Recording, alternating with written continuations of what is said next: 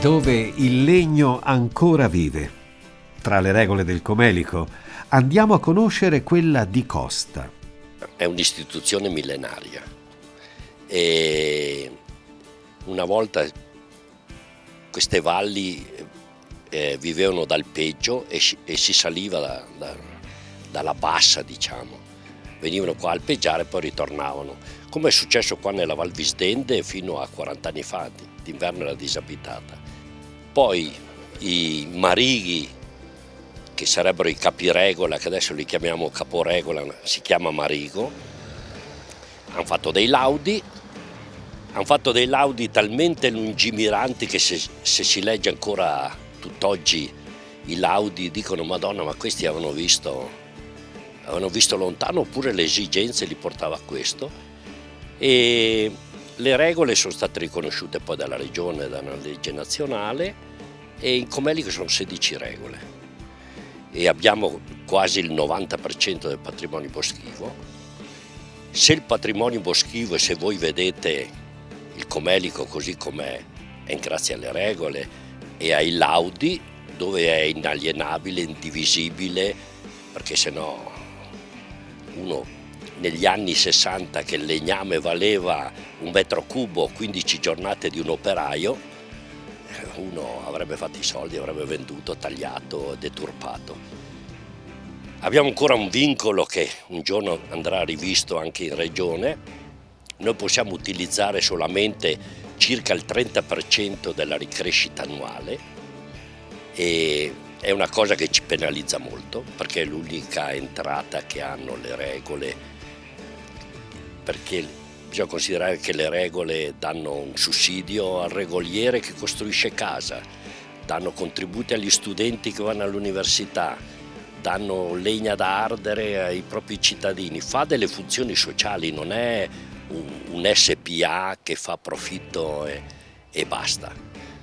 Quindi sono cose da rivedere, però la valle è ancora bella e secondo me la valle sarà il futuro del turismo fra un po' di anni, questo sarà il futuro.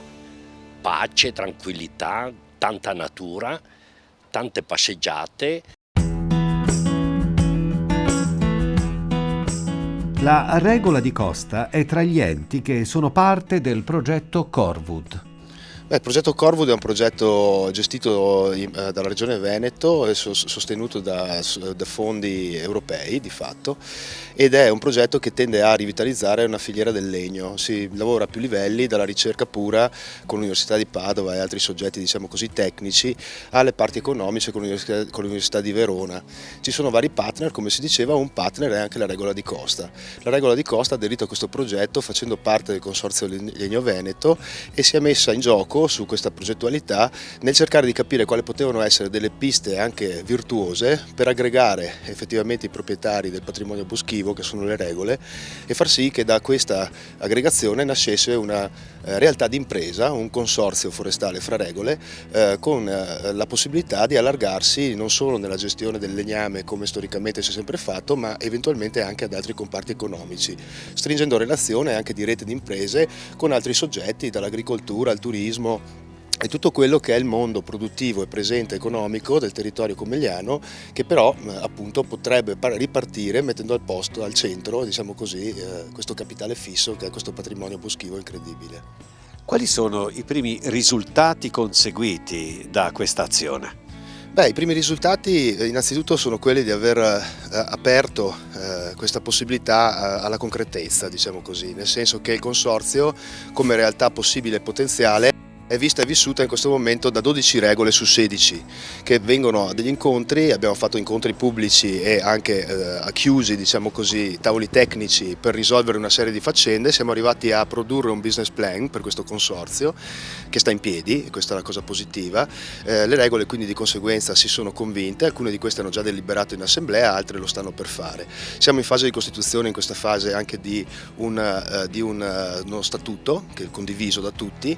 In questo momento abbiamo elaborato l'oggetto sociale, che è un po' il centro, il cuore dello statuto, e per il resto anche con Federforeste e col Diretti stiamo collaborando nella definizione migliore degli articoli del resto dello statuto, che deve stare in piedi bene dal punto di vista sia legale che in generale. Dal legno oltre il legno. La cosa bella di questo è che, partendo direttamente da quello che è il materiale primario di cui abbiamo parlato, che è appunto il legno, viene voglia di ispirarsi in una logica anche un po' simbiotica, come il bosco di fatto è, con tutta una serie di elementi e di equilibri che esistono all'interno del bosco, prendere ispirazione in qualche modo dai valori intrinseci del bosco stesso, che il bosco stesso ci racconta, e ispirarci anche come comunità. Quindi questo consorzio sicuramente potrà essere una realtà aggregata fra regole, ed è già un valore aggiunto rispetto a prima, che si procedeva in maniera separata e divisa, ma ancora di più il consorzio vuole legarsi al resto del territorio, costruendo ponti di relazione e reti di imprese e opportunità per più settori,